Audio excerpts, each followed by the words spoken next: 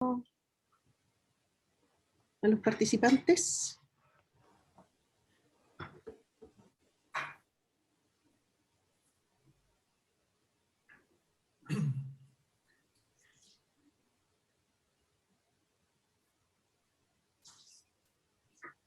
Hola, hola a todos. Hola. Hola. Marcos.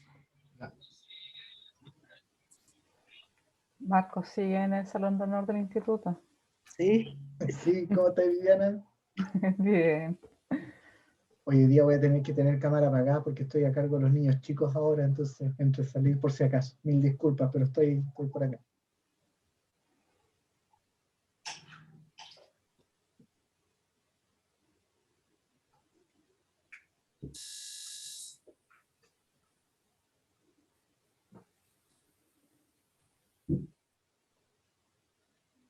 Hola a todos. Hola. Hola.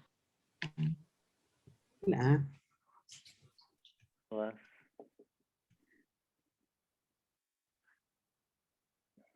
Les cuento que vamos a esperar 1 o 2 minutos más porque hay personas que están entrando, así que un poquito de paciencia. Hola Vivi, hola Javier, ¿cómo están? Hola. Hola, hola. Hola, hola. Hola Vivi. Hola.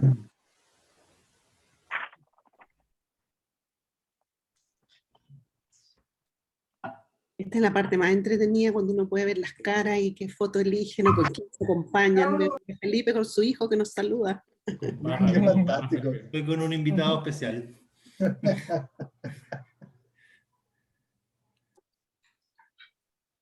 Oh, Felipe no conocía a tu hijo. ¡Ay, qué rico! Llegó recién del jardín. Llega medio hiperventilado.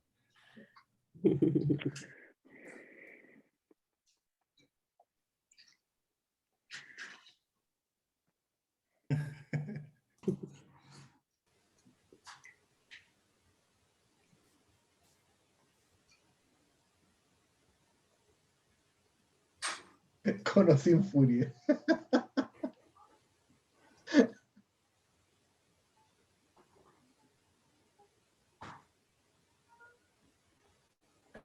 Marcela, ¿te parece si partimos? Me parece. Ya, ok.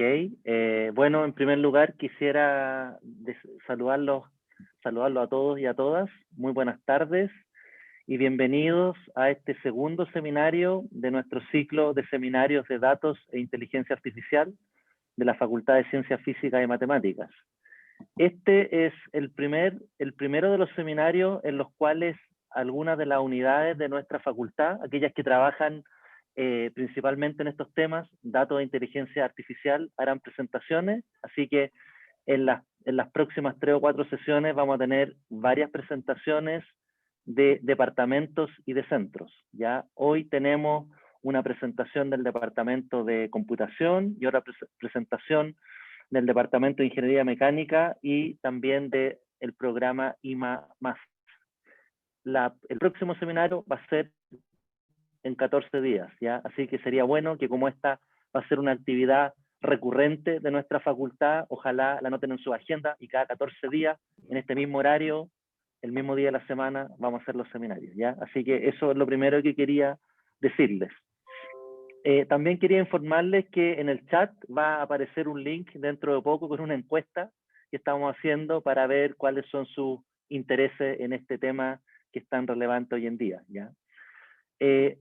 Acerca del seminario de hoy, ustedes deben saber, tenemos 2 presentaciones que van a partir en 1 minuto. La primera es del doctor Jorge Pérez, experto en Deep Learning, inteligencia artificial y muchos otros temas. Él es subdirector del Departamento de Ciencias de la Computación y además es investigador asociado del Instituto Milenio de Fundamentos de los Datos. Él va a realizar una presentación de 20 minutos y las preguntas van a ser al final. ¿Al final de qué? Luego de la presentación de la profesora Viviana Meruane. Ella es directora del Departamento de Ingeniería Mecánica y también es directora del programa de innovación en manufactura avanzada IMA Plus. También Viviana nos va a hacer una presentación de 20 minutos. Entonces, luego de las dos presentaciones, es decir, a las 17:45, vamos a iniciar una discusión abierta donde ustedes le van a poder preguntar, ¿no es cierto?, a nuestros presentadores, pero en realidad esto no se restringe solo a preguntas, también es un espacio de conversación. Así que eso es el programa y sin más, y estando muy puntual a las 17:05, dejo al profesor Jorge Pérez con ustedes. Muchas gracias. Muchas gracias, Javier. Deberían estar todos viendo mi pantalla ahora. Bueno, a mí me invitaron a hablar del rol del Departamento de Ciencias de la Computación, qué estamos haciendo en el área de inteligencia artificial y datos, sobre todo cuál creemos nosotros que puede ser nuestro rol en este nuevo instituto, en el tema que está creando la facultad. En este contexto, el mensaje más importante que quiero entregarle en esta presentación es la visión que tenemos en el DCC del área de datos e inteligencia artificial como objetos fundamentales de estudio científico, y cómo estos temas han estado en el corazón de las ciencias de la computación durante varios años, ¿sí? Desde este punto de vista creemos que es imprescindible, que es como nuestra responsabilidad como facultad, no solo aplicar estos conceptos, que claramente son muy útiles hoy en día en todas las áreas, sino también estudiar sus alcances, qué se puede, qué no se puede hacer con ellos, qué no se puede lograr, y sobre todo, y en contexto, su implicancia en nuestro entorno y en la sociedad. Así, siendo un poquito más específico, el dato es un concepto fundamental, es tan fundamental en el mundo digital como lo es el átomo en el mundo material. Por lo mismo es imprescindible tratarlo como tal, estudiarlo desde un punto de vista científico, entender su potencial. Por su parte, el área de inteligencia artificial hoy día está basada principalmente en encontrar y explotar patrones en grandes volúmenes de datos. No siempre ha sido así en la historia. Hoy día las técnicas que mejor resultados están dando son las que encuentran patrones en muchos datos. Y estos avances están potenciados principalmente por avances en hardware, en las máquinas que hoy día podemos usar para tener estos algoritmos dentro, máquinas que no teníamos hace 15 años, y también en software, en las librerías que existen hoy día, que hacen posible que personas posiblemente no expertas en el área puedan construir objetos, software, piezas de software de inteligencia artificial. ¿Sí? Entonces, de lo que les voy a hablar hoy brevemente, porque son solo 20 minutos, en los, no sé, 15, 17 minutos que me quedan, ¿en qué estamos haciendo en el DCC en esta área? ¿Sí? Voy a partir, bueno, primero yo soy Jorge, ya como me dijo Javier, soy profesor asociado del Departamento de Ciencia de la Computación y soy investigador asociado también del Instituto Milenio de Fundamentos de los Datos. Entonces, voy a partir hablándoles de la investigación que hacemos en el Departamento de Ciencia de la Computación en esta área. La dividí en tres partes. Primero voy a hablar un poquito de qué hacemos en fundamentos de inteligencia artificial y datos. Luego voy a hablarles de investigación clásica en ciencia de la computación. Con esto me refiero a que hay áreas en ciencias de la computación que son clásicas de la disciplina, pero que desde fuera hoy día se ven como parte de inteligencia artificial y datos, típicamente visión computacional, procesamiento de lenguaje, análisis de datos en la web, etc. Y finalmente voy a terminar con lo que podríamos pensar que es como la parte más interdisciplinaria de aplicaciones de las cosas que nosotros hacemos en el departamento, en otras ciencias, y también en su impacto social. Entonces, partiendo con el área de fundamentos de IA más datos, obviamente voy a hablar solamente como superficialmente de algunas cosas. En el área de datos, algunos de los problemas que resuelven o que están estudiando en este momento investigadores del departamento tienen que ver, por ejemplo, con representación sucinta de grandes volúmenes de datos. Y con esto uno inmediatamente se pone como en la idea de que cuando yo estoy trabajando con datos, eso es como que pasó harto antes de eso, ¿no? Los datos de alguna manera tuvieron que meterse dentro de alguna pieza computacional y para eso tienen que almacenarse, son cuestiones que nosotros de pronto como usuarios, como obviamos porque están resueltas para nosotros, pero esas cosas, como las cosas que pensábamos resueltas, ya no se ven tan resueltas en el mundo actual donde los datos son tan masivos. Entonces, por ejemplo, representar datos de manera muy pequeña para que podamos meterlo dentro de las piezas de hardware que tenemos y que sean eficientemente consultables, son dos problemas que son muy importantes. Entonces, otro problema que estudian harto de los investigadores de nuestro departamento son consultas óptimas en datos semiestructurados, y siguiendo por el lado de los datos, indexación, recuperación de datos no estructurados, y cuando hablamos de datos no estructurados me refiero a como, cosas como un video, por ejemplo. un video cualquier video que ustedes puedan imaginar, tanto videos como de personas, como videos, no sé, de la galaxia, un video cualquiera, un dato que tiene muy poca estructura y posiblemente tiene poca información como tal, porque yo lo puedo comprimir mucho, pero el desafío está en indexarlo, poder sacar datos de ahí y manejarlo de manera muy eficiente. En el área de fundamentos de inteligencia artificial, algunas de las cosas que vemos tienen que ver con knowledge graphs, que son como grafos de conocimiento, se llaman hoy día, que es como la manera moderna de almacenar datos como linkeados. Muchos de ustedes tienen que estar como acostumbrados a que si ustedes hacen una búsqueda en algún buscador tipo Google, rápidamente le aparece como, si busca algún personaje, rápidamente le aparece como información del personaje, con quién está conectado, cuáles son las cosas que ha hecho. Toda esa información viene desde un knowledge graph gigante que tiene Google en este caso, pero otras empresas y otras aplicaciones usan estos knowledge graphs. También temas como fundamentales tienen que ver con expresividad de sistemas modernos de inteligencia artificial, y con eso me refiero a como expresividades, qué cosas pueden lograr, es como cuáles son los límites que pueden lograr estos sistemas. Y otro tema que es muy importante en el contexto actual es inteligencia artificial explicable, y con eso me refiero a que muchas de las soluciones que se están creando hoy día son lo que se llama como la caja negra, así como que no sabemos realmente lo que está pasando dentro, y falta investigación fundamental en eso, ¿sí? Un área particular que estamos desarrollando en el Departamento de Ciencia de la Computación, junto con colegas de otros lugares, es cómo explicar, primero cómo darle un sustento científico a qué significa explicar un sistema de inteligencia artificial, y luego desarrollar herramientas en esa dirección. Y aquí solamente para darle un ejemplo de 4 publicaciones de este año que tienen que ver con eso. La primera que ustedes ven aquí a la izquierda tiene que ver con algoritmos muy eficientes para hacer un join. Es un término técnico en computación, pero es como lo que típicamente uno dice cruzar datos. Entonces, típicamente la gente que usa datos dice, vamos a cruzar estas dos fuentes de datos. Ese cruce necesita un algoritmo muy eficiente para que el cruce de 2 datos gigantes efectivamente se haga. Ese es un trabajo que publicaron investigadores del DCC junto con ciertos colegas en una de las conferencias más importantes en manejo de datos. Bueno, Claudio Gutiérrez aquí publicó acerca de Knowledge Graph and Communication of the ACM, y estas son 2 publicaciones en 2 journals que son bien importantes en inteligencia artificial en particular, el Journal of Artificial Intelligence Research y el de Machine Learning Research. Son publicaciones de este año.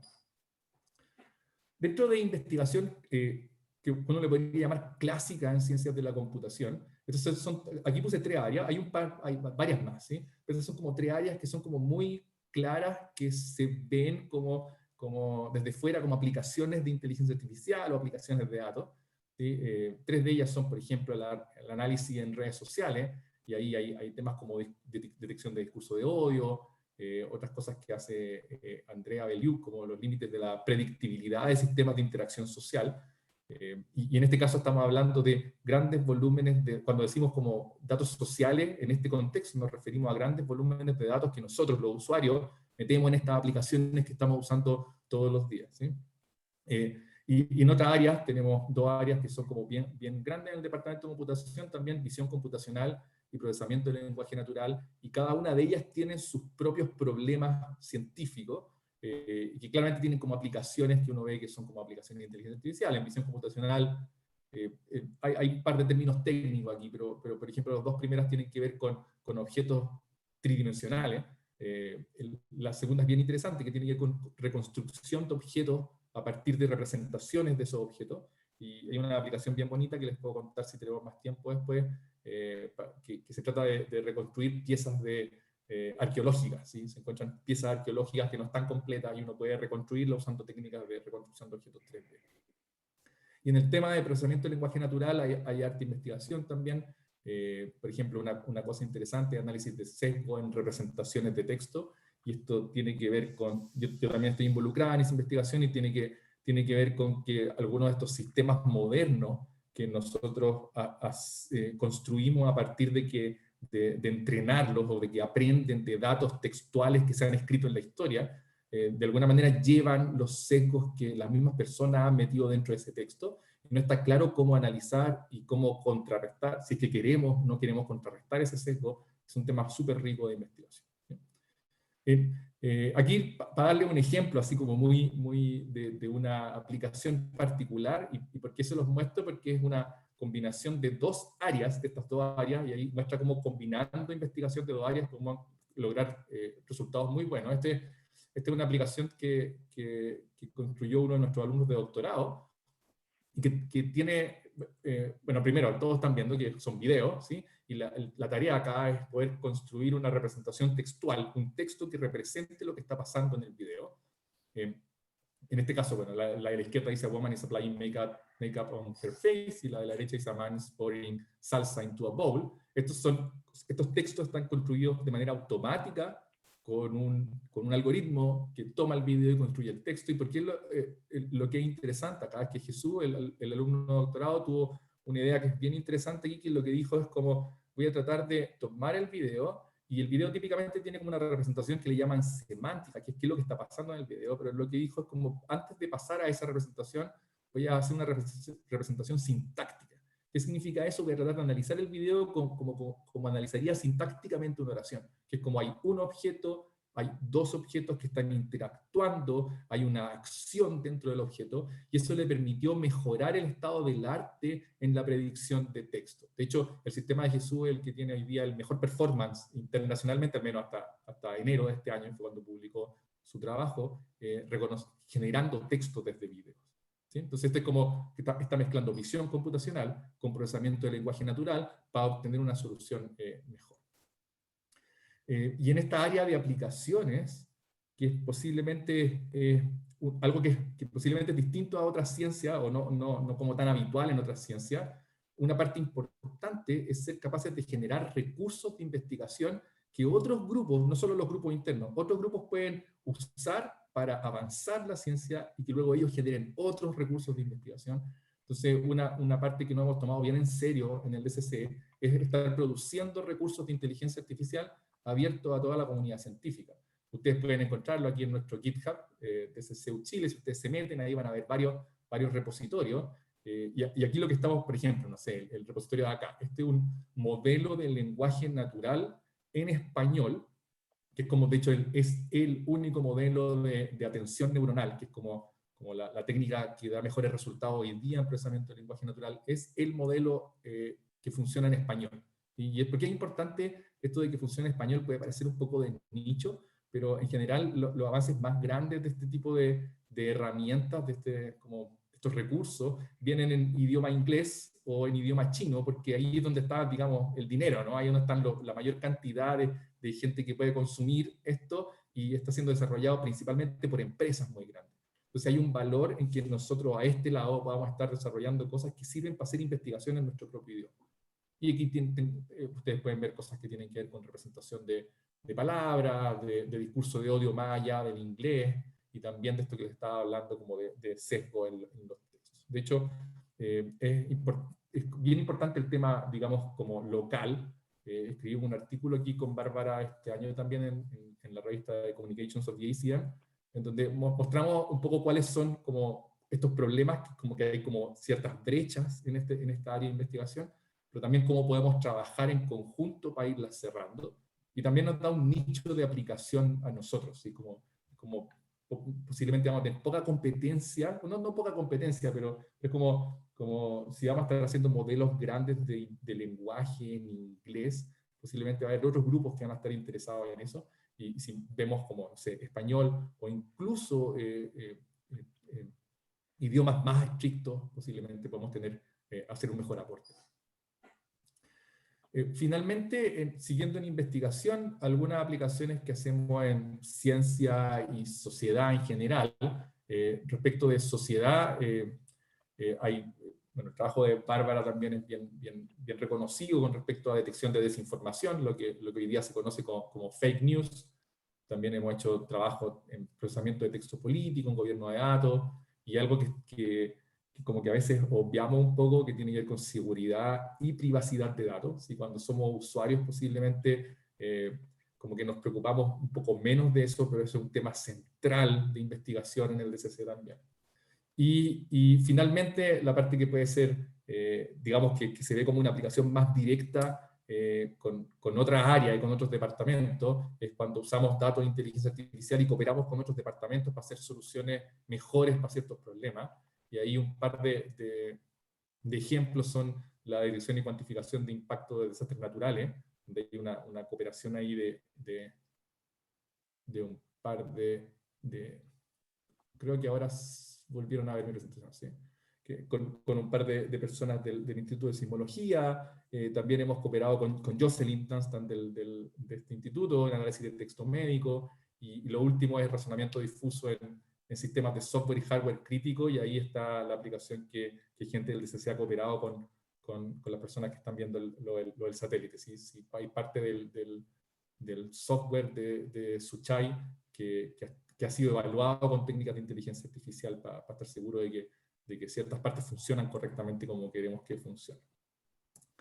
En esta área, si bien, claro, nosotros, como en el área de aplicaciones, generar recursos era lo importante, en el área más como social o de aplicaciones en otros lugares, posiblemente, más allá del paper que queramos publicar o del recurso que queramos hacer investigación, cuando estamos hablando de cosas sociales, lo que más nos interesa es llegar a la gente, ¿sí? Llegar a las personas que puedan usar y sacar provecho de la investigación y los recursos que nosotros creamos. Y aquí pongo dos ejemplos de aplicaciones que hemos creado en el Departamento de Computación. Uno es Twicali, que viene del trabajo de detectar sismos a partir de datos de redes sociales, que muchas veces incluso es más rápido que los sensores mismos que tienen que detectar y luego llegar a ciertas centrales. Con redes sociales nosotros podemos detectar más rápidamente, no sé si más rápidamente, pero al menos de alguna forma como complementaria, se puede detectar qué es lo que está pasando y cuál es el impacto que está teniendo un movimiento sísmico, un evento sísmico, ¿sí? Y en el lado derecho ustedes ven la aplicación de constitución abierta, que es un análisis usando técnicas de procesamiento de lenguaje, de los textos del proceso constituyente del año 2016 de la presidenta Bachelet. Si me permiten poner las áreas que le he hablado en dos dimensiones, ¿sí? Entonces tenemos en este lado fundamentos de datos, fundamentos de inteligencia artificial y aplicaciones. Así se verían un poco los investigadores del Departamento de Ciencia de la Computación, ¿sí? Como que lo que traté de hacer es como poner nombre acá, seguramente conocen a casi todos, ¿sí? Pero es como dónde están. Por ejemplo, Claudio Gutiérrez está más cerca del fundamento de los datos, Benjamín Busto está entre inteligencia artificial y las aplicaciones, esa es como la idea. Lo que es más interesante y lo que les quiero mostrar con esto es que somos un grupo bien cohesionado respecto a investigación. Cada una de las líneas que ustedes ven ahí es una cooperación en un artículo científico publicado, ¿sí? Entonces, la mayor parte de los trabajos como que han tenido más impacto que vienen del DCC tienen que ver con cooperación entre académicos del departamento. Pero no solo eso, una cosa interesante que ocurre entre el DCC y los académicos que están asociados a la iniciativa de datos, Felipe Tovar, Jocelyn Dunstan y Francisco Foster, es que ya hay cooperación entre ellos y los académicos del DCC. En el caso de Felipe Tovar, él tiene artículos de investigación con Bárbara Boletti, con Felipe Bravo. Jocelyn coopera en los temas de análisis de texto médico, con Felipe y conmigo. Y en el caso de Francisco, entiendo que todavía no hay publicaciones conjuntas, pero sí ha habido co-guía de estudiantes, y en particular en el proyecto Alerce, una parte importante del software está hecha en conjunto con estudiantes del Departamento de Computación. Entonces, si ustedes ven, tenemos como un grupo bien cohesionado que está trabajando en fundamentos de ambas áreas y en aplicaciones, con experiencia, pero además que parece ser que podemos conectarnos de una manera como natural con los académicos que van a estar, que ya están como dentro de esta iniciativa. Respecto de los grupos internos, y esto es algo que es interesante visualizar como la historia del departamento con respecto a los grupos de investigación. La gran revolución de los datos vino con la web, ¿sí? Hoy día la web es algo tan natural, nosotros estamos hablando por la web, ustedes están viendo mi presentación por la web, cuando ustedes se comunican, cualquier persona lo hacen por la web, la página. Hoy día ya es como, eso está como dado, como que no pareciera ser que sea algo como que es nuevo, ¿sí? Pero a principios de los 2000 era necesario hacer mucha investigación en eso, y el año 2002 el DCC estuvo participando en el Centro de Investigación de la Web. En ese momento hablábamos de una web de documentos. En el año 2012 el Semantic Web, que tenía que ver con datos, y hoy día estamos en el Instituto for Foundational Research on Data, que es como ya datos y sociedad, pero son todas iniciativas financiadas por la Iniciativa Científica Milenio que muestran que estos temas se han tratado desde un punto de vista científico y el DCC ha estado ahí desde el inicio, ¿sí? Para ir cerrando, yo sé que Javier ya debe estar pensando si estoy terminando. No, me queda una slide más además de esta, Javier. ¿Ya? Hoy día en el DCC hay dos grupos grandes, uno de datos, que los académicos que están asociados al Instituto Milenio, y uno que le llamamos RELELA, Representations for Learning and Language, que tiene que ver con inteligencia artificial. Y ahí en RELELA, por ejemplo, tenemos hartos académicos del departamento, pero también invitados de otros departamentos, de otras facultades incluso. Así que si les interesa más, podemos conversar de cómo se pueden integrar, qué cosas estamos viendo ahí. Tenemos seminarios similares a este también, ¿sí? Finalmente, lo último, con respecto a docencia, el DCC desde hace tiempo dicta hartos cursos que tienen que ver con datos. Aquí estoy haciendo una lista nomás de algunos de los que son específicos en datos. Respecto a inteligencia artificial, también varios, no sé, podría mencionar algunos, por ejemplo, los más nuevos, que son como procesamiento de lenguaje natural, deep learning, computación en GPU, que es este hardware que yo les hablaba, que es lo imprescindible. Y respecto a estudiantes de posgrado, para darle una idea, como el 44% de nuestros estudiantes de posgrado en magíster están haciendo investigación específicamente en el área, y específicamente en el área me refiero como desarrollando el área misma. Hay más incluso que están haciendo aplicaciones, y 63% de nuestros estudiantes de doctorado, y tenemos dos diplomados, un diplomado en ciencias de ingeniería de datos y un diplomado en inteligencia artificial, que ya llevan 6 años el de ciencia e ingeniería de datos y 2 años el de inteligencia artificial con varios estudiantes. Sí, entonces, para terminar, mi mensaje final, y lo que he tratado de mostrar un poco en esta corta presentación, es lo imprescindible de mirar el área como un área de estudio en sí misma. No debemos confundir el estudio disciplinar del área de datos e inteligencia artificial con su uso. Los usos son importantes, las aplicaciones son muy importantes porque nos permiten hacer un cambio hoy, resolver problemas prácticos hoy día. Pero con mejor ciencia básica de la disciplina misma también tenemos mejores soluciones en el futuro, mejores herramientas para lo que viene, ¿sí? Estudiar la disciplina nos va a permitir como estudiar este mundo nuevo, como adaptarnos, y no solo adaptarnos, sino como crear este mundo nuevo. Y en el DCC estamos como tenemos mucha confianza en que este instituto de la facultad nos va a permitir desarrollar aún más esta disciplina como tal, y nos va a permitir también acercarnos a las aplicaciones actuales y futuras en conjunto con otros departamentos. Esa es mi presentación. Gracias. Muy bien, Jorge, muchas gracias. Muy clara la presentación, y pienso que nos permite tener una visión del departamento, de lo que se hace en el departamento en el ámbito de datos e inteligencia artificial, y también cuál es su visión sobre este tema. A los que se incorporaron después que Jorge inició su presentación, les cuento que vamos a tener preguntas, pero a las 17:45, luego de la presentación que tenemos ahora, que es la presentación de la profesora Viviana Meruane, y Viviana nos va a contar sobre cómo ven estos temas en el Departamento de Ingeniería Mecánica, y también en el centro que ella dirige de Manufactura Avanzada. Así que, sin más, dejo con ustedes a Viviana. Viviana, adelante, por favor. Gracias, Javier. Bueno, buenas tardes a todas y a todos. Voy a compartirles la presentación.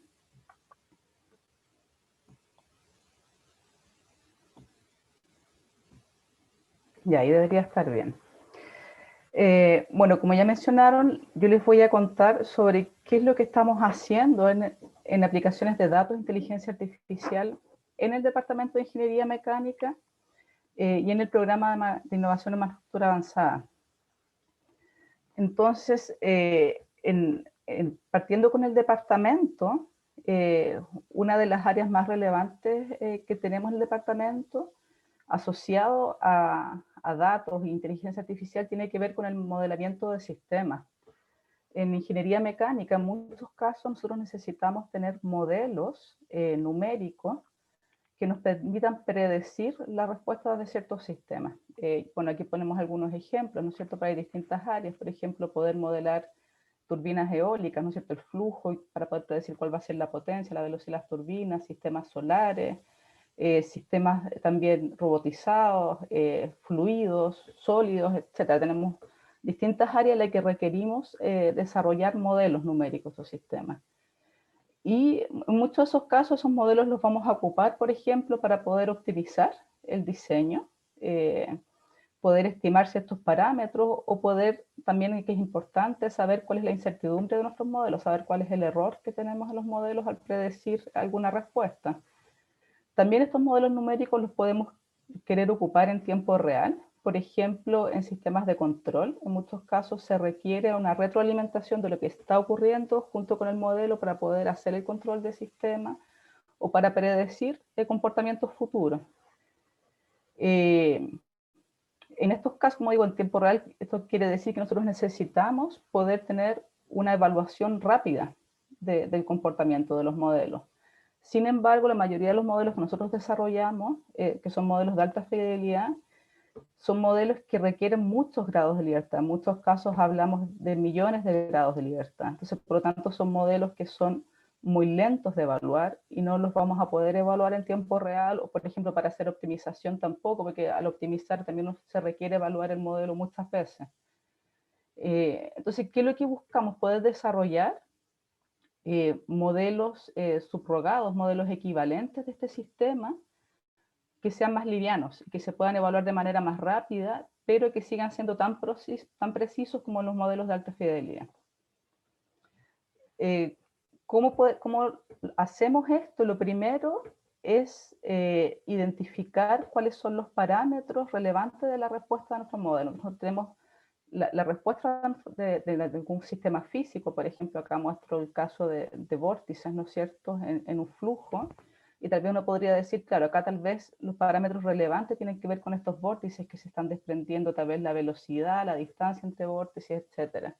Pero poder extraer información relevante de la respuesta de nuestro sistema que sean parámetros, que sean features, que representen a nuestro modelo. Y la idea entonces, a partir de estos parámetros que estamos extrayendo, es poder desarrollar un modelo de menor dimensión. Ahora, en la mayoría de los casos, nuestro sistema es dinámico, quiere decir que no solamente yo quiero la respuesta en ese momento, sino que quiero ver cómo va a evolucionar esto en el tiempo, cómo va a ir cambiando la respuesta temporal del sistema. Entonces tenemos también una evolución temporal. Y para poder evaluar eso, entonces, por un lado, nosotros vamos a tener el modelo de alta fidelidad. Entonces, podríamos con este modelo de alta fidelidad generar datos en distintas situaciones, ¿no es cierto? Que nos permitan, por ejemplo, entrenar después un modelo de menor dimensión. Pero además queremos evaluar esta evolución temporal. Entonces, no solamente queremos poder predecir una imagen, sino cómo va a ir evolucionando en el futuro. Y para esto, intentamos entonces combinar modelos físicos junto con modelos de aprendizaje de máquina. Entonces, por un lado tenemos los datos que hemos generado de los modelos de alta fidelidad, conocemos también la evolución temporal, y luego a partir de esos datos tratamos de replantear un nuevo modelo de ecuaciones diferenciales más sencillas que traten de reproducir entonces las respuestas de estos datos. Eso se hace también, bueno, con un algoritmo de optimización. Acá muestro, esta es la investigación principal de un académico que se está incorporando ahora al departamento, Benjamin Herman. Bueno, y acá muestra un ejemplo con un problema clásico, que es un sistema de Lorentz, que estas son las ecuaciones diferenciales. Entonces lo que él hizo fue, de este problema, generó un conjunto de datos, hizo una extracción de parámetros relevantes ocupando PCA, y luego, mediante este método de las ecuaciones diferenciales, volvió a las ecuaciones diferenciales originales del sistema, sin saber a priori cuáles son las ecuaciones. O sea, pudo obtener las ecuaciones diferenciales que estaban representando esos datos solo a partir de los datos que se habían generado del modelo. Eso es más o menos la idea. Ahora, en el caso de que no necesitemos, porque claro, la ventaja de tener este modelo es que ahora podemos ocuparlo, ¿no es cierto?, le decía, para predecir el futuro, o sea, dadas las condiciones iniciales, saber cómo se va a comportar.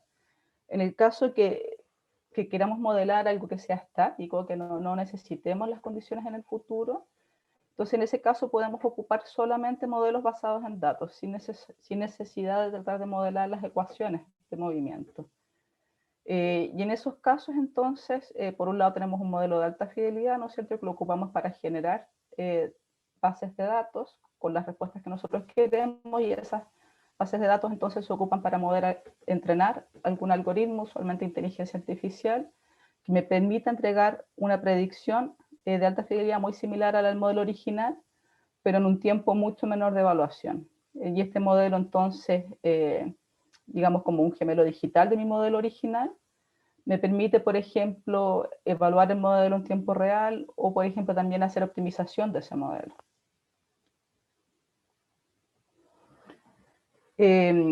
¿Cuáles son las particularidades o los desafíos que tenemos? En general, como dije, a veces los modelos de alta fidelidad son modelos muy pesados, con millones de grados de libertad, y por lo tanto, los datos, obtenerlos es caro, es muy lento. Genera una base de datos grande para poder entrenar. Por lo tanto, uno de los desafíos es desarrollar algoritmos que puedan ser entrenados con pocas muestras, o tener estrategias de muestreo para saber cuáles son los casos, cuáles son los datos más representativos que yo necesito obtener para poder entrenar el modelo, para no tener que estar evaluando muchos casos.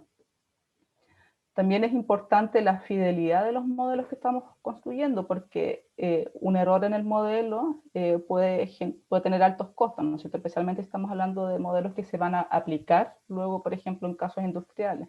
Entonces, necesitamos saber cuál es la confiabilidad, y más relevante, saber cuál es la incertidumbre en nuestro modelo y cuáles son los errores en las predicciones. Entonces, poder conocer cuáles son las cuotas de error que tenemos.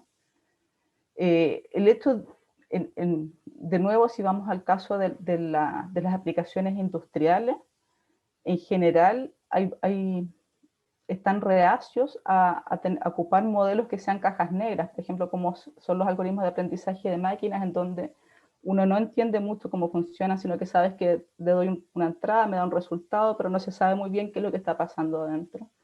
Y en ese sentido, el poder construir, mezclar algoritmos de aprendizaje de máquinas junto con modelación física hace que los modelos sean más interpretables, y darles más sentido, digamos, a los modelos y a los resultados que podemos obtener.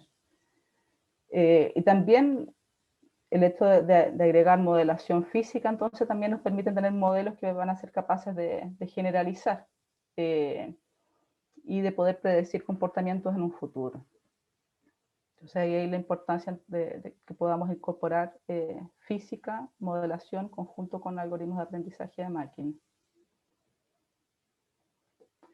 Otra área importante en el departamento donde aplicamos inteligencia artificial es en confiabilidad y mantenimiento. Porque, bueno, ¿a qué nos referimos nosotros con confiabilidad y mantenimiento? Tiene que ver con la capacidad de poder tener equipos en la industria, máquinas, que sean confiables, que nosotros podamos predecir cuándo va a ocurrir una falla para que no ocurran fallas abruptas. Y para eso están las estrategias de mantenimiento. Y hay distintos tipos de estrategias de mantenimiento. Entonces, de términos generales, uno puede tener una estrategia de mantenimiento correctivo, que básicamente no hacemos nada, simplemente esperamos a que ocurra una falla, y cuando ocurra la falla reparamos. Hay una estrategia de mantenimiento preventivo, que tratan de anticiparse a la falla, reemplazando, por ejemplo, componentes, haciendo mantenimientos en tiempos planificados, como por ejemplo cuando nos dicen el mantenimiento que le hacemos a los autos, ¿no es cierto?, que hay que hacerlo cada 10.000 kilómetros, o cambiar el aceite cada 20.000 kilómetros, eso es un mantenimiento preventivo. Y donde nos estamos enfocando nosotros es en estos últimos, el mantenimiento basado en la condición, que de alguna manera uno trata de estimar cuál es el estado de salud del equipo, a partir de información que estamos midiendo.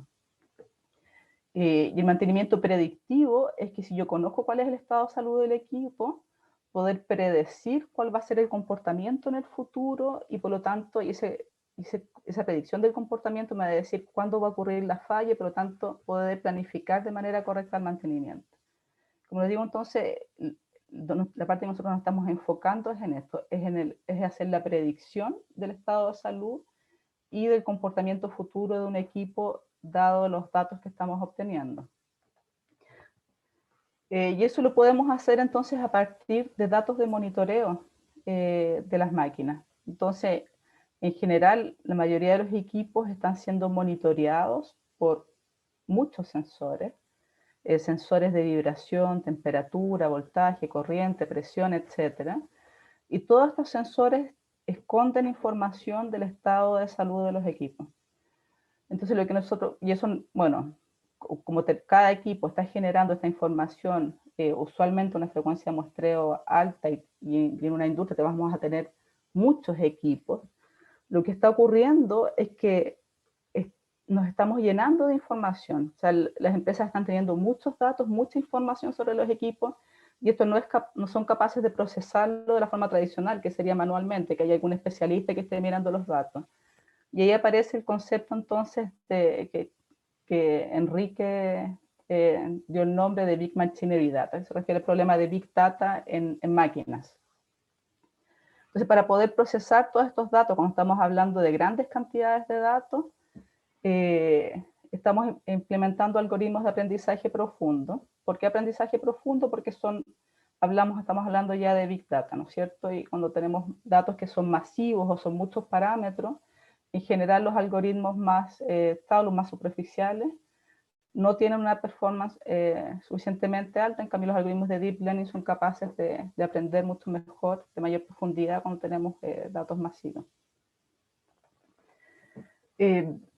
Bueno, y estos algoritmos que estamos desarrollando a partir de datos que provienen de equipos, de monitoreos de equipos, la idea es poder estimar el estado de salud en distintas etapas. La primera etapa es poder identificar que hay un comportamiento anómalo, ¿no es cierto? Que hay una falla, hay algo no normal en el equipo. Luego poder clasificar, identificar cuál es el tipo de falla que tenemos. Poder hacer un pronóstico dentro de una ventana de tiempo de cuál va a ser el comportamiento. Y la última etapa, que es la más desafiante, es poder identificar, dadas las condiciones de operación, cuál va a ser la vida útil remanente del sistema, para poder identificar cuánto va a ser, en qué momento va a ocurrir la falla. Todo esto entonces a partir de datos de monitoreo y de algoritmos de aprendizaje profundo, y es una de las líneas de investigaciones principales del profesor Enrique López.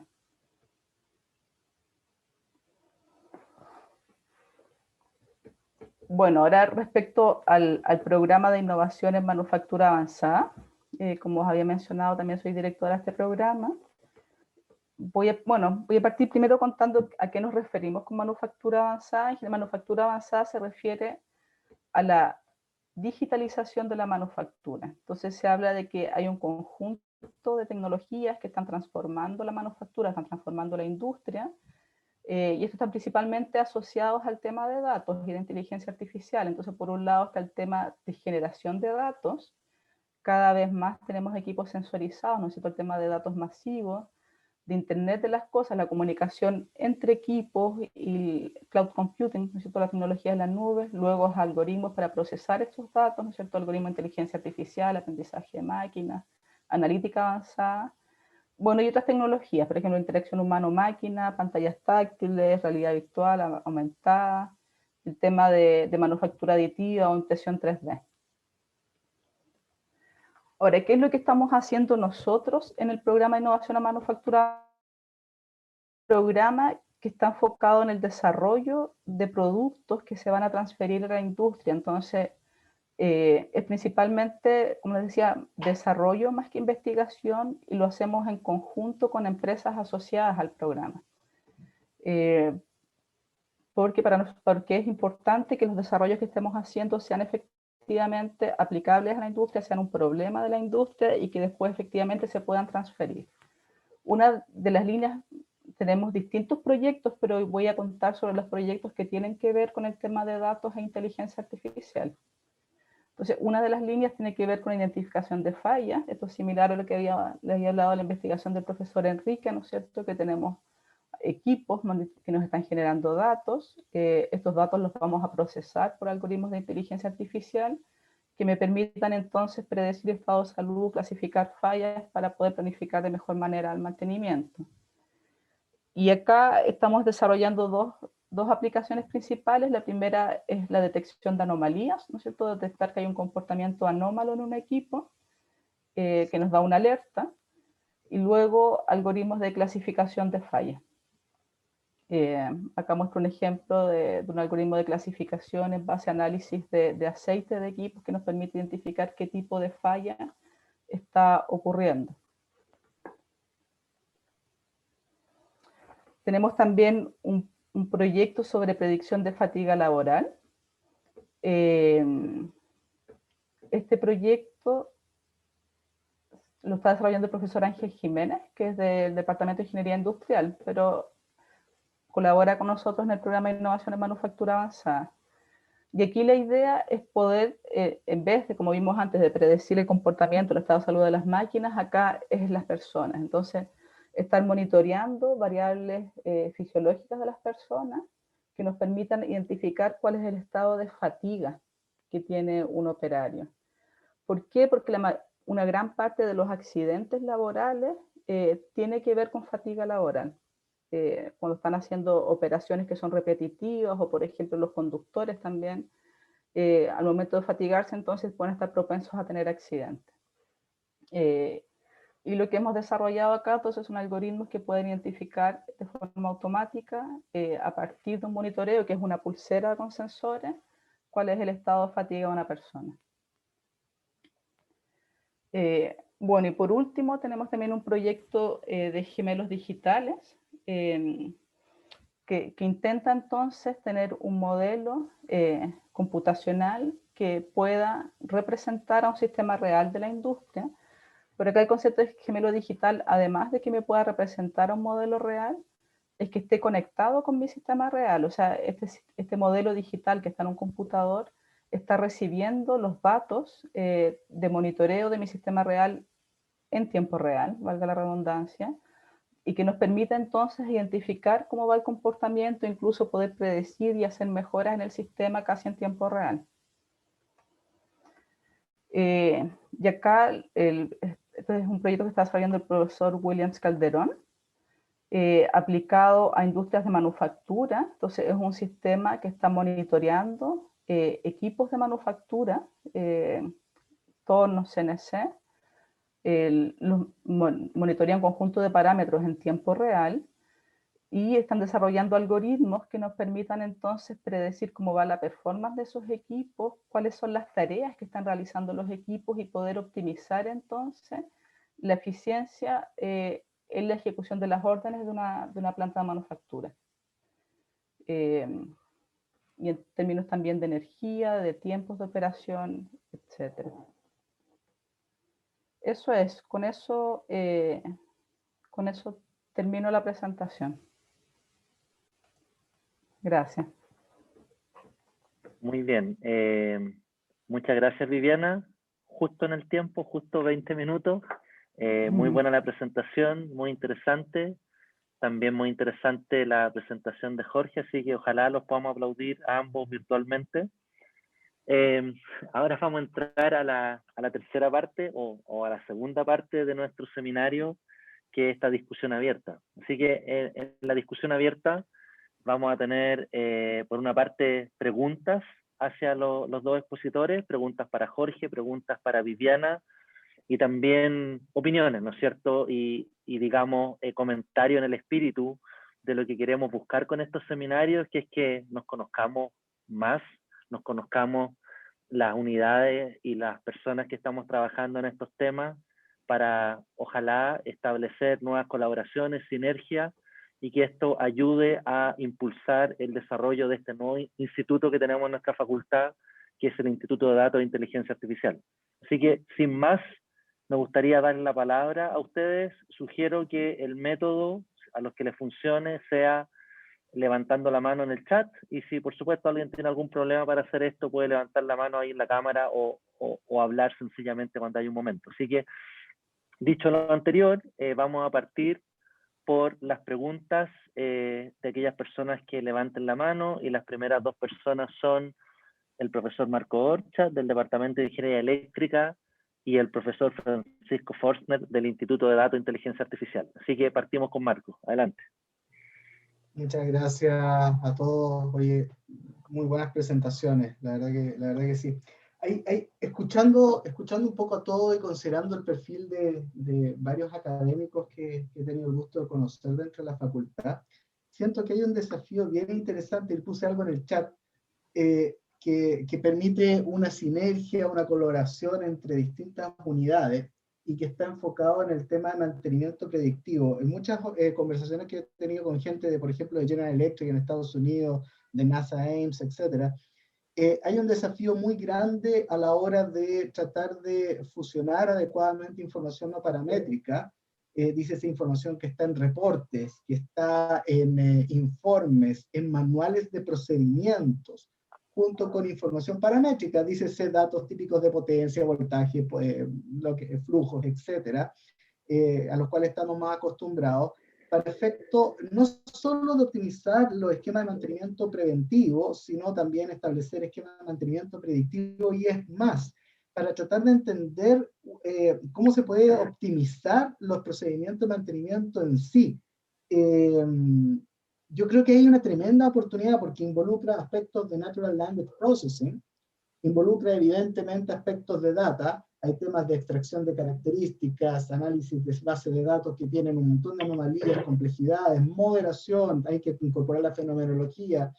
Así que mira, más que nada, más que una pregunta, un comentario, que lo dejo abierto. Yo la verdad que junto con Viviana, Enrique, Williams, varias veces lo he esperado, pero cada vez que escucho esto siento que hay un tremendo potencial para sacar adelante este tipo de iniciativas, con harta aplicación en la industria, no solo chilena, sino que mirando afuera. Estos son temas que no están resueltos y que gente en compañías grandes están tratando de obtener, como a partir de manuales, de procedimientos, que está en la cultura de la empresa, más los reportes, las cosas de mantenimiento usuales, más la data, tratar de generar inteligencia respecto a la operación del proceso y de su mantenimiento. Lo dejo planteado para que a lo mejor armemos alguna cosa interesante. Eso. Muy bien, Marco, muchas gracias. Francisco, tú tienes también un comentario, una pregunta. Sí, bueno, primero que nada agradecer las presentaciones súper claras, como dijo Marco, me aclaró mucho la película. Y con respecto, tenía una pregunta para Viviana, que veo como muchos paralelos con lo que hacemos en astronomía también, con datos, como tratar de meter un poco la física, y muchas veces tienes set de datos que están recién apareciendo y no sabes qué esperar. Entonces, una pregunta era ¿qué tanto usan ustedes transfer learning? Como, por ejemplo, si tienen una máquina, aprenden con ella, después la pueden aplicar a otra máquina, o... Sí, en el caso de aprendizaje profundo sí lo ocupamos. Siempre cuando son algoritmos, necesito que tienen muchos hiperparámetros y que entrenar, es buena idea ocupar transfer learning, un algoritmo que ya está entrenado, y lo reentrenamos para otra aplicación distinta, pero con alguna similaridad. Gracias. Si puedo meter la cuchara un poco ahí, el transfer learning, claro, claramente es algo que te ayuda, y en este mundo como de big data, de grandes datos, por lo menos en el área de procesamiento del lenguaje natural, algo que está funcionando muy bien es lo que se llama pre-training, que es cuando tú tienes muchos datos que no están etiquetados. Por ejemplo, no sé, lo que decía Viviana, es como yo tengo reportes de la máquina funcionando durante no sé cuántos años, ¿sí? No tengo una etiqueta para hacer deep learning con eso, pero podría encontrar una forma de preentrenar algo no supervisado desde ahí, que me permita después hacer transfer learning desde el preentrenamiento. Eso ha sido como un gran breakthrough, digamos, en procesamiento de lenguaje natural, y por eso tenemos como las cosas que estamos teniendo ahora último. Y respecto a lo que decía Marco, definitivamente este tema como multimodal, ahora que el NLP funciona mejor, posiblemente hace 5 años, las técnicas no iban a dar tan buenos resultados, pero hoy día tú puedes sacar provecho de muchos datos no estructurados, digamos, de mucho texto. Y eso ha dado muy buenos resultados en medicina, por ejemplo, cuando tú combináis las fichas clínicas, lo que escribe el médico en lenguaje natural, con cosas como rayo X y cosas así. Y mejora, posiblemente no ha sido un gran salto, pero mejorar 3% en tu métrica es una cuestión gigante en estos casos. Así que definitivamente algo que vale la pena explorar. Muchas gracias, se está poniendo interesante la conversación. Ahora le toca a Jocelyn y después de Jocelyn pidió la palabra Felipe Tovar. Adelante, Jocelyn. Hola, buenas tardes a todas y a todos. Primero, felicitar mucho a Viviana, me encantó la presentación, que haya nombrado, por ejemplo, el incluir las leyes de la física. Yo creo que, como lo puse en el chat, yo creo que es un tema que se viene, que deberíamos enseñarlo además.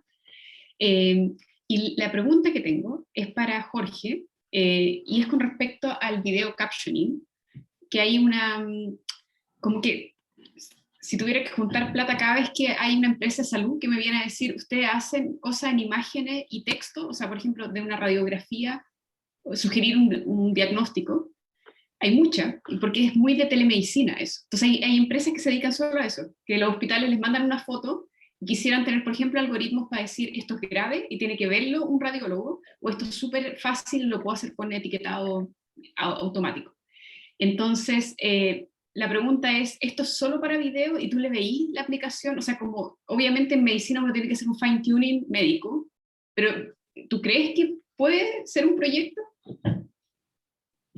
O sea, igual me apretaste un poco porque directamente, no sé si así como tan directamente. Si tuviera que vender algo te diría, oh, por supuesto, sí, claro, vamos, pero tan directamente no, porque posiblemente una de las gracias o sea, varias de las cosas como que avanzan rápido en inteligencia artificial viene dado porque hay grupos que se dedican específicamente a crear conjuntos de datos para hacer entrenamiento.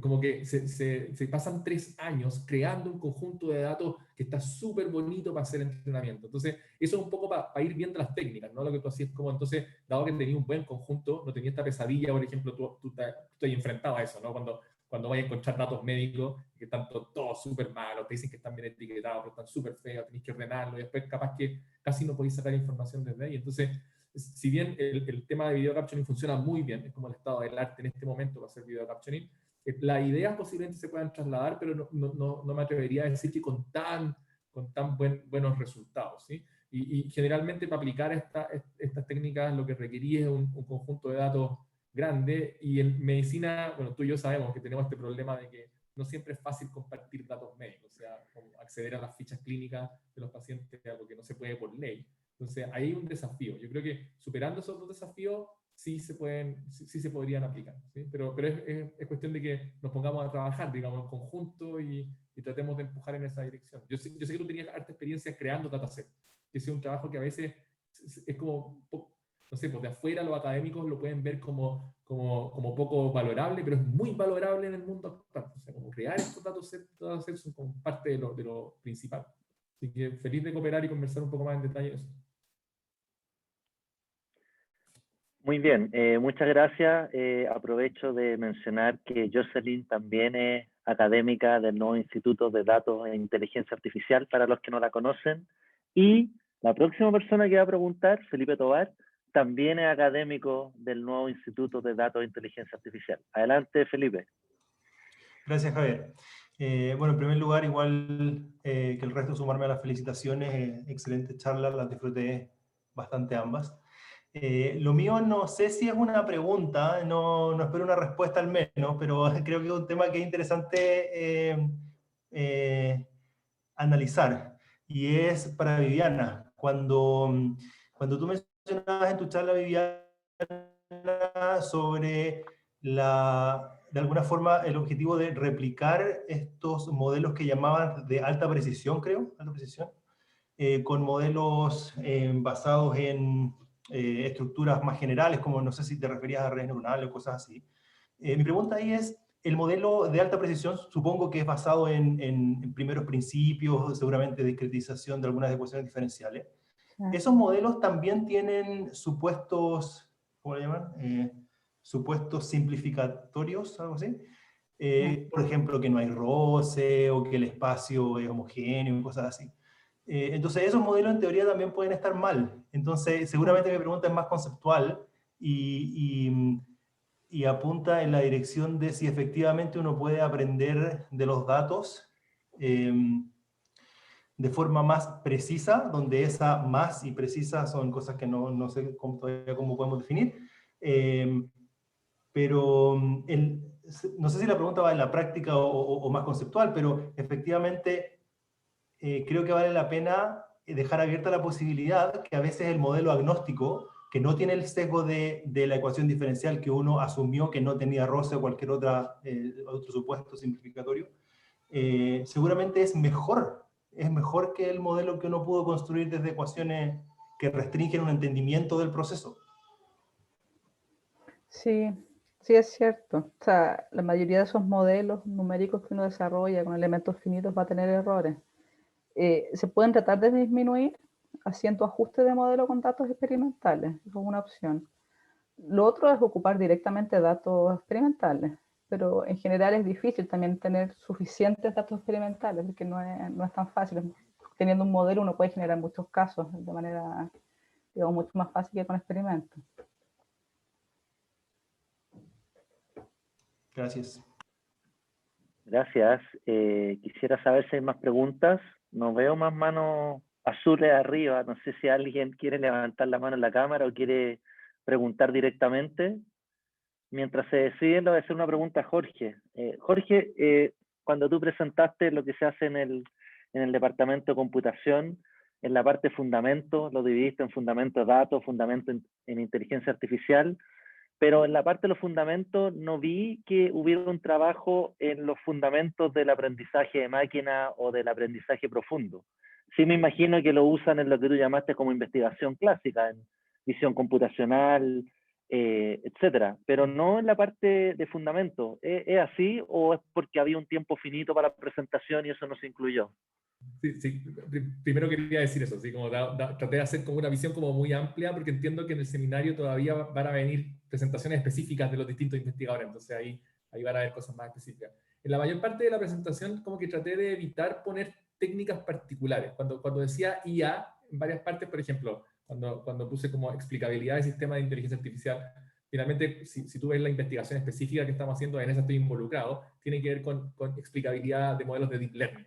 ¿Sí? Entonces, sí, efectivamente, y eso es como una cuestión bien fundamental. También cuando hablé de expresividad de métodos modernos de inteligencia artificial, también me refería a expresividad de deep learning.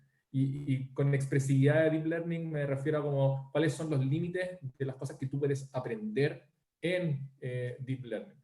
Lo que no hemos desarrollado todavía en el departamento, pero yo espero que lo vamos a desarrollar en conjunto ahí con Felipe, tal vez con gente del DIE también, es como temas, cuando tú piensas en deep learning, tienes al menos dos aspectos que son fundamentales. Uno es la expresividad, qué cosas puedes lograr, y lo otro es qué cosas puedes aprender, ¿sí? como la learnability, le llaman, ¿sí? Entonces, esa área no la hemos desarrollado como de manera fundamental, pero es un área que de verdad es bien importante, ¿sí? En las veces que hemos conversado con Felipe y con Jorge Silva del DIE, hemos hablado cómo aplicar ciertas teorías ahí para poder estudiar eso, ¿sí? Pero es un problema definitivamente abierto. Entonces, respondiendo en simple tu pregunta, sí, varias de las cosas que yo puse como IA, muchas de ellas tienen que ver con deep learning, con arquitectura, etcétera, pero nos faltan algunas cosas también, y ahí es bueno cooperar con otros departamentos también. Y en la misma línea, Jorge, en la parte de fundamento de sistemas autónomos y robótica, ¿también hay? ¿O? No, de hecho eso se veía como, venía preparado no para esa pregunta, pero para poner eso como tema, que si yo pienso, por ejemplo, en una cooperación que se ve como directa no sé si directa, pero natural con el TIE, por ejemplo, es que en el departamento de computación nosotros no hemos desarrollado la parte de robótica, de hardware. Sí tenemos algunos desarrollos, pero no es nuestro fuerte, ¿sí? Pero sí son nuestro fuerte como los algoritmos, más el software. Entonces, en llevar, en traer como las necesidades de ese lado y poder desarrollar algoritmos en esa dirección, yo creo que otra oportunidad que se abre con iniciativas que se dan en conjunto. Entonces, no hemos desarrollado mucho en robótica. Yo sé que por lo menos hay 2 investigadores que han hecho cosas que tienen que ver con robótica, pero no es un área como tan grande todavía en el DCC, y podemos potenciarla seguro cooperando. Muchas gracias. Ahora levantó la mano Joaquín Fontbona. Adelante, Joaquín. Hola, muchas gracias por las presentaciones a los dos. Es súper interesante cachar en qué están los departamentos de la facultad. Y creo que es súper buena esta ocasión también para eso, porque si bien bueno, en torno a la iniciativa de datos, creo que esta iniciativa también es una súper buena oportunidad para confluir, digamos, en estas temáticas entre los distintos departamentos, ver qué es lo que se está haciendo y ver eventualmente cómo podemos interactuar en esos temas. Y bueno, yo me imagino que eso va a ser parte de lo que va a lograrse con esta iniciativa también.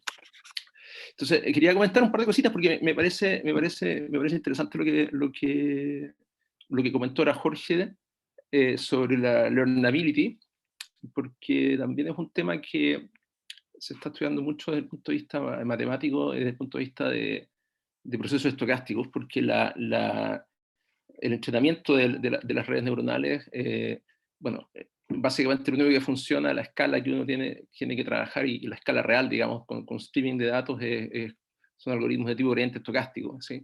Y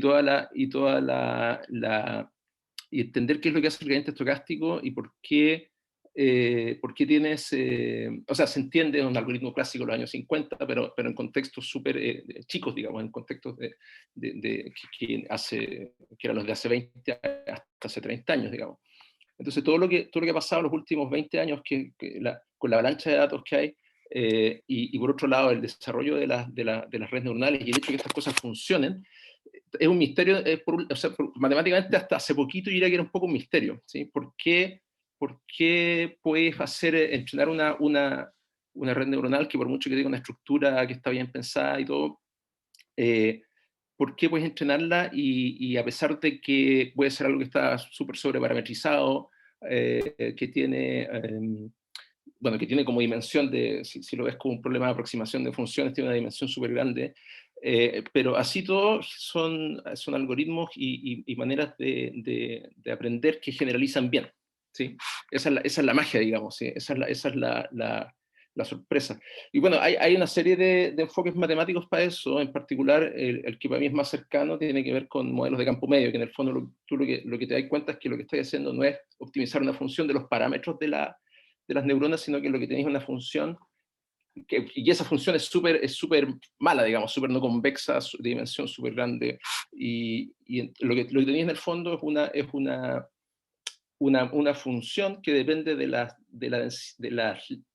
distribución empírica digamos, la ley empírica de los parámetros de las neuronas, no de los parámetros en sí, sino que de cómo se distribuyen el espacio de parámetros. Y eso te da una función convexa en el espacio de probabilidades, y bueno, eso se aproxima a modelos físicos de mecánica estadística, ¿sí? Entonces hay todo un enfoque y toda una cuestión que explotó, yo diría, hace unos 4 años, 3 años, y yo llegué ahí porque también se acerca mucho cosas que hago en mi área teórica de probabilidad. Entonces, esos son temas que estamos abordando ya con un grupo de trabajo. También está Claudio Muñoz y estamos viendo ahí cómo lo podemos trabajar también con una postdoc, y para nosotros sería súper bueno poderle dar como una bajada también, o sea, conversarlo con, no sé, con Jorge y con gente de computación, para entender si eso les podría servir a ustedes también, y nosotros también verlo desde un punto de vista también más aplicado, y no solamente desde el punto de vista matemático.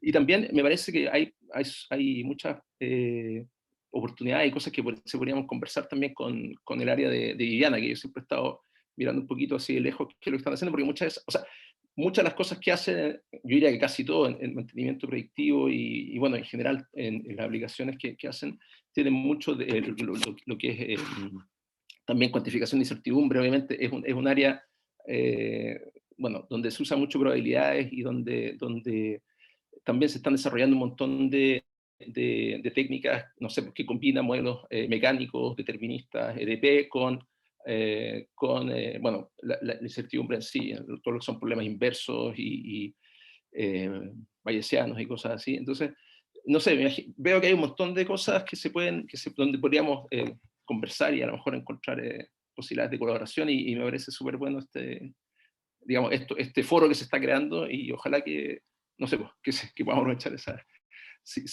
poder seguir aprovechándolo para ver si más adelante salen cosas que se pueden hacer y colaborar. Eso. Gracias. Muchas gracias, Joaquín. Gracias por tu comentario. Efectivamente, el objetivo de estos seminarios es conocernos y empezar a analizar posibilidades de colaboración. También aprovecho de recomendarle a todos que miren el chat, porque han habido ahí algunos intercambios bastante interesantes sobre causalidad, extrapolación y temas muy relevantes, modelos físicos, aprendizaje, etc. ¿Hay alguna algún otro comentario o pregunta que alguno de ustedes quiera realizar? Se supone que el seminario era hasta las 6, pero estamos pasados 10 minutos, pero si es necesario seguir un par de minutos más, podemos seguir. Veo que Jaime me está haciendo ahí una seña. No sé si un saludo, Jaime, o no. ¿Quiere? Sí, voy a hacer una pregunta que llegué tarde, entonces me perdí la charla de Jorge. Era para saber si alguien en el DCC está haciendo Topological Data Analysis.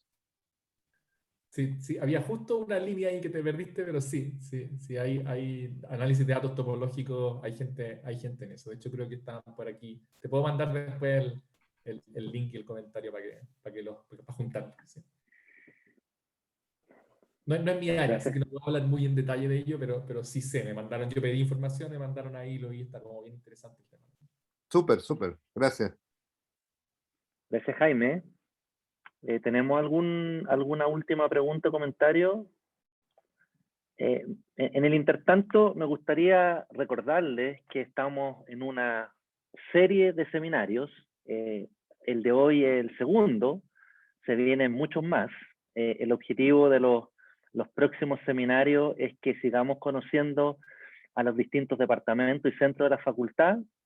Los seminarios son cada 14 días. Entonces, quería aprovechar de anunciarles cuál es el próximo seminario. El próximo seminario es el miércoles 23 de junio a las 5 y vamos a tener dos presentaciones. Una del Departamento de Ingeniería Matemática.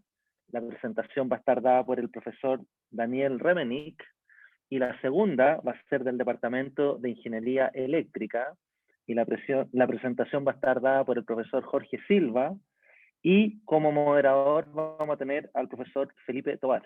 Así que eso es lo que se viene en 14 días y ojalá todos los que estamos ahora participemos y también que hayan otros participantes. Y me hacen dos correcciones, perdón, Joaquín y Alejandro me recuerdan que en realidad la presentación de Daniel Remenick va a incluir el Departamento de Ingeniería Matemática y también el Centro de Modelamiento Matemático, ¿ya? Así que más interesante todavía va a estar el próximo seminario, que como les digo, es en 14 días. ¿Hay algún comentario adicional que alguien tenga o alguna pregunta para Jorge o para Viviana?